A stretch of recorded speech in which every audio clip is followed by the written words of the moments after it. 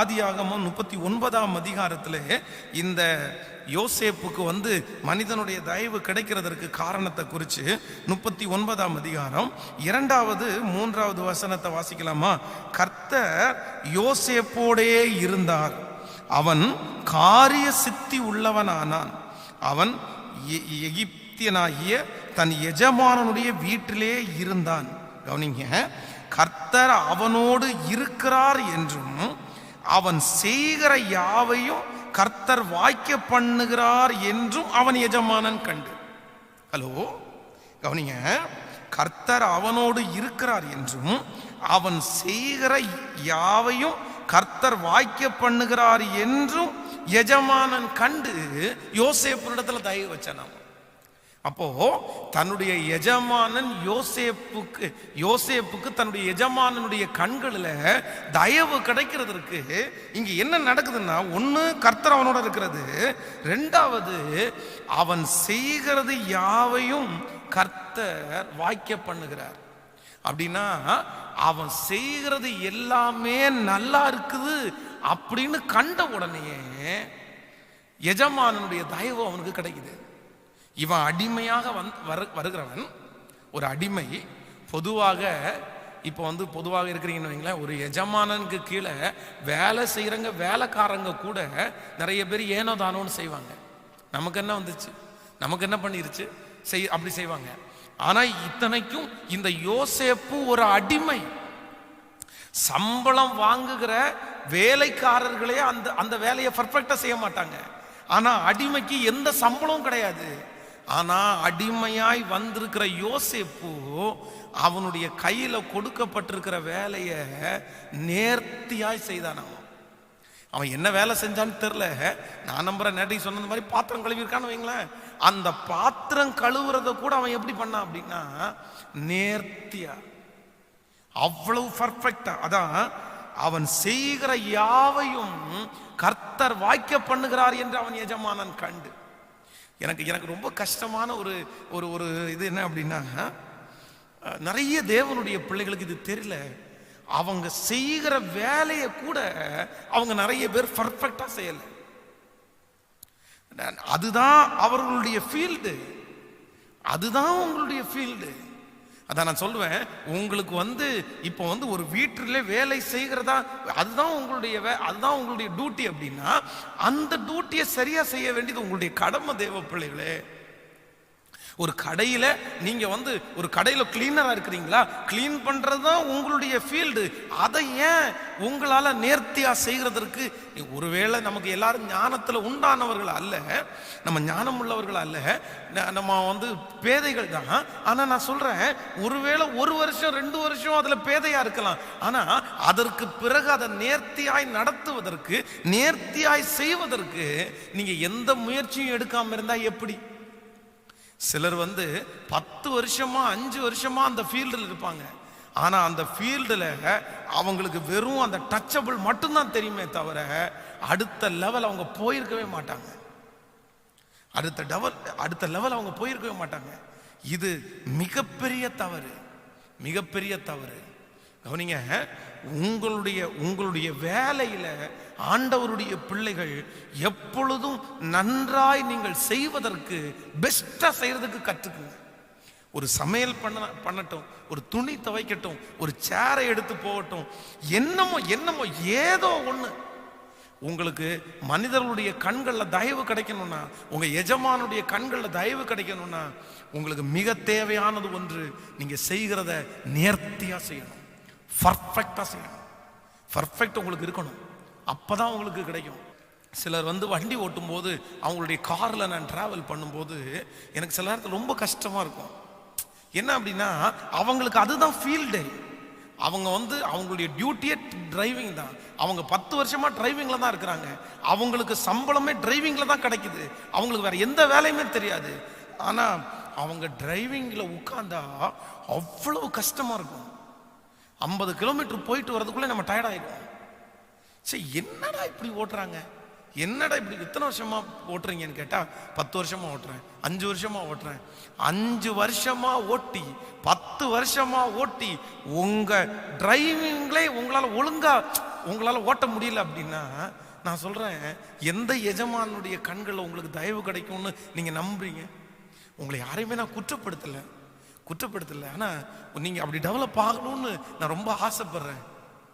ஒரு விஷயம் வந்து இந்த நடந்த சம்பவம், சென்னையில் வந்து வேலைக்காக ஒரு பையன் வந்து படிக்கிறதுக்காக போனான். அவன் காலேஜ் படித்து முடிச்சிட்டான். காலேஜ் படித்து முடிச்சுட்டு தன்னுடைய அந்த ரெஸ்யூமை எடுத்துட்டு பல கம்பெனி ஏறி இறங்கினான். எந்த கம்பெனிலையுமே அவனுக்கு வேலை கிடைக்கல. இன்னும் வேலைக்காக தேடும் போது பார்த்தீங்க அப்படின்னா பசியோட சில கிலோமீட்டர் அவன் பஸ்ஸுக்கு கூட காசு இல்லாம நடந்து போய் வேலை கேட்டிருக்கிறான். எங்கேயுமே வேலை கிடைக்கல. கடைசியில் ஒருத்தர் ஒரு வேலைக்கு கூப்பிட்டாராமா, எப்பா இந்த ஃபால் சீலிங் வேலை இருக்குது, அதுக்கு வேணா நீ வரியா அப்படின்னு கேட்டாராமா. இவன் காலேஜ் படிக்கிற அந்த படிப்பினுடைய எல்லாத்தையும் மூட்டை கட்டிட்டு சரி வரேன்னு சொல்லிட்டு போயிட்டான் வேலைக்கு போய் வேலை செஞ்சுட்டே இருந்தான். அந்த ஒரு மாசத்துக்குள்ள அந்த வேலை எல்லாம் அவனுக்கு கிடைச்சிருச்சு. ஒரு நாள் இப்படியே ஒரு மேலே வந்து ஒரு ஃபால் சீலிங் அவன் பண்ணிட்டு இருக்கும்போது அந்த ஷோரூமுடைய ஓனர் வந்து அதை விசிட் பண்றதுக்கு வந்தாரம்மா, வேலை எப்படி நடக்குதுன்னு பார்க்கறதுக்கு. அந்த வேலை நடக்குதுன்னு பார்க்கும்போது அந்த ஓனருடைய கண்ணு ஆட்டோமேட்டிக்கலா அந்த பையனுக்கு நேரா போயிடுச்சாமா. அந்த பையன் பண்றத அவர் ஒரு 15 நிமிஷம் நோட் பண்ணிட்டே இருந்தாராமா, பார்த்துட்டே இருந்துட்டு 3 நாட்கள் தாண்டி அந்த பையனை மட்டும் ஒரு தனியா கூப்பிட்டு சொன்னாரு, எப்பா நீ இவரோட வேலை செஞ்சுட்டு இருக்கிற, உனக்கு சம்பளம் வந்து 600 ரூபாய் 700 ரூபாய் தான் கிடைக்கும், ஆனா நீ ரொம்ப பர்ஃபெக்டா வேலை பார்க்குறப்பா. இங்க இருக்கிற அத்தனை பேரை விட உன்னுடைய வேலையில் எனக்கு ஒரு பர்ஃபெக்ஷன் தெரியுது, எத்தனை மந்த்தா நீ வேலை செய்யறேன்னு கேட்டிருக்காரு. சார் நான் வந்து ஒரு 1.5 மந்த் தான் சார் ஆச்சு அப்படின்னாராமா. சரி, எனக்கு இன்னொரு ஷோரூம் இருக்குது, அந்த ஷோரூமுக்கு இவங்களுக்கு கொடுத்த அதே ஸ்கொயர் ஃபீட் ரேட்டு உனக்கு கொடுக்குறேன், நீ செஞ்சு கொடுக்குறியான்னு கேட்டிருக்காரு.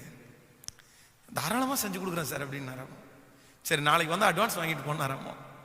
யாருன்னே தெரியாது, அவரு கிட்ட ஒரு 50,000 ரூபா பக்கத்தில் அட்வான்ஸ் அவனுக்கு கொடுத்துட்டாரு. இவன் போய் மெட்டீரியலை எடுத்து போட்டு செய்ய ஆரம்பிச்சிட்டான். அந்த கம்பெனியை பர்ஃபெக்டா செஞ்சு முடிச்சிட்டான். இன்று கிட்டத்தட்ட இது நடந்து வந்து ஒரு 7 வருஷம். இந்த 7 வருஷத்திற்கு பிறகு சென்னையில அந்த தம்பி இன்னைக்கு 2 கம்பெனியுடைய ஓனரா மாறிட்டான். 2 கம்பெனியுடைய ஓனரா மாறிட்டான். காரணம் என்னன்னா தன்னுடைய வேலையில பர்ஃபெக்ஷன், இந்த வேலையில நேர்த்தியா இருந்ததுனால எஜமானனுடைய கண்கள் அவனுக்கு கிடைச்சிருச்சு, கண்கள்ல தயவு கிடைச்சிருச்சு. ஸோ இன்றைக்கு இந்த ஜெபத்தில் இருக்கிற எல்லா பிள்ளைகளுக்கும் நான் ரொம்ப உண்மையாய் உங்களை ரொம்ப கெஞ்சி கூட உங்கள்கிட்ட சொல்றேன், ப்ளீஸ் தயவு செய்து எதை செஞ்சாலும் முடிஞ்ச வரைக்கும், உங்களால முடியாத வரைக்கும் நேர்த்தியா செய்ய சொல்லல, நான் முடிஞ்ச வரைக்கும் நேர்த்தியாய் செய்வது, அதான் இருக்கிறதுல பெஸ்டா செய்யறதற்கு ஒரு கிருபையை ஆண்டவரிடத்துல கேளுங்க. இந்த யோசேப்புக்கு எல்லாருடைய கண்களிலையும் தயவு கிடைக்கிறதுக்கு நான் நம்புவேன் மிக முக்கியமான காரணம், எல்லாத்தையுமே அவன் நேர்த்தியா செஞ்சாங்க. சிறைச்சாலையில பார்த்தா அந்த சிறைச்சாலையினுடைய தலைவனுடைய கண்களில் தயவு கிடைக்கிறதுக்கு காரணம் என்னன்னா, அங்க எல்லாத்தையுமே பர்ஃபெக்டா செய்யறதுனால எல்லாத்தையுமே தூக்கி அவன் கையில கொடுத்துட்டான். டேய் நீ வச்சுக்கடா அப்படின்னு கொடுத்துட்டான். என்னுடைய ஊழியத்துல எத்தனையோ ஊழியம் செய்கிற எத்தனையோ நபர்கள் பார்த்துருக்கிறேன்.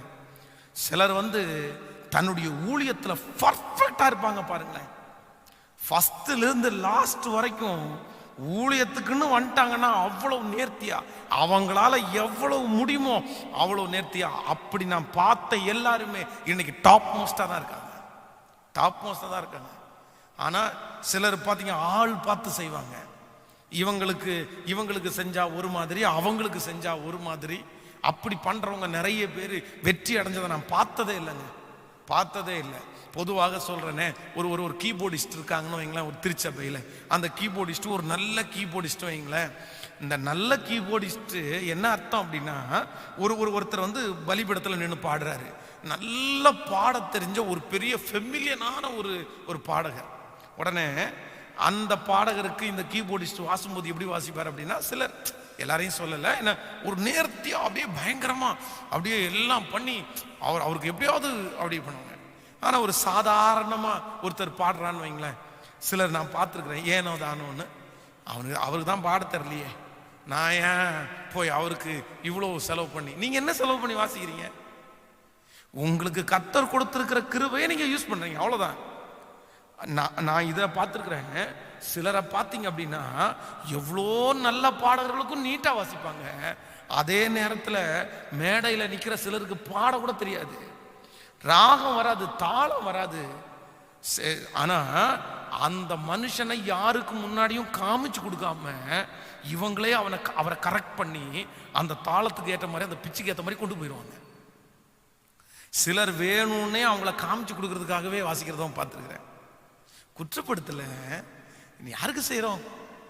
நம்ம வேலை அது, நம்ம ஊழியம் அது, நம்ம அதில் பர்ஃபெக்டாக செய்யணும், அவ்வளோதான். அதனால நான் நிறைய பிள்ளைகளை அப்படி பார்த்துருக்குறேன். நான் சந்தோஷப்படுறேன். அவங்க எல்லாரும் இன்னைக்கு நாளுக்கு நாள் டெவலப் ஆகுறதை என் கண்ணில் நான் பார்க்குறேன். ஆனால் இங்கே இருக்கிற இந்த சத்தத்தை கேட்குற எல்லாருக்கும் நான் சொல்கிறேன், நீங்கள் வெறும் இந்த விஷயத்தை மட்டும் எதை செஞ்சாலுமே நேர்த்தியாய் செய்வதற்கு கற்றுக்கொள்ளுங்கள். நீங்க இந்த யோசேப்பு நேர்த்தியா செய்கிறவன் அப்படின்றத இன்னொரு முக்கியமான வசனத்தினால உங்களை காமிச்சு அடுத்த பகுதிக்கு நான் போறேன். 43ஆம் அதிகாரத்தை எடுத்துக்கொள்ளுங்கள். 43ஆம் அதிகாரத்தில் நம்ம வாசித்தோம், ஏனால் ரொம்ப அழகா இருக்கும். 43ஆம் அதிகாரம் 33வது வசனத்தை வாசிக்கலாமா? 43:33. அவனுக்கு முன்பாக மூத்தவன் முதல் இளையவன் வரைக்கும் அவனவன் தன் தன் வயதின்படியே அவர்களை உட்கார வைத்தார்கள். அதற்காக அவர்கள் ஒருவரை ஒருவர் பார்த்து ஆச்சரியப்பட்டார்கள். அவர்கள் தனக்கு முன் வைக்கப்பட்டிருந்த போஜனத்தால் அவர்களுக்கு பங்கிட்டு அனுப்பினார். நன்றாய் கவனிங்க, இதுல என்ன சம்பவம் அப்படின்னா, யோசேப்பினுடைய சகோதரர்களுக்கு எல்லாருக்குமே யோசேப்பு விருந்து பண்ணணும்னு முயற்சி எடுத்துட்டான், விருந்து பண்ணணும்னு டிசைட் பண்ணிட்டான். அப்போ இந்த டிசைட் பண்ணும்போது இவங்க எல்லாருமே ரவுண்டா சுத்தி சாப்பிட்றதுக்காக உட்காந்துருக்காங்க. உட்கார்ந்துட்டு இருக்கும்போது ஒருத்தருக்கு ஒருத்தர் திரும்பி பார்க்குறாங்க. பார்த்தா எல்லாரும் அண்ணன் தம்பி லைனா உட்கார வச்சிருக்குது. மூத்தவன் ரூபன், சிமியோன், லேவி, காத்து, இசக்கார், செபிலோ, நப்தலி அப்படின்னு அப்படியே லைனா. உடனே இவன் ஒருத்தனை பார்த்து சொல்றான், என்னப்பா நம்மளை இவ்வளோ நேர்த்தியா அண்ணன் தம்பியை கரெக்டாக உட்கார வச்சிருக்காங்க. அதான் ஏன் யோசேப்பு சாப்பாடு கொடுக்கணும்னு முடிவு பண்ணிட்டாரு, டே அவன் ஒரு சேர்ல வந்து உட்காருங்கடா அப்படின்னு சொல்ல வேண்டியதானே. அந்த இடத்துலையும் நான் அதில் தான் கண்டுபிடிச்சேன், யோசேப்பு ரொம்ப பர்ஃபெக்ஷன், நேர்த்தியாய் எதை செஞ்சாலும் நேர்த்தியாய். கிருபையை கேட்போமா?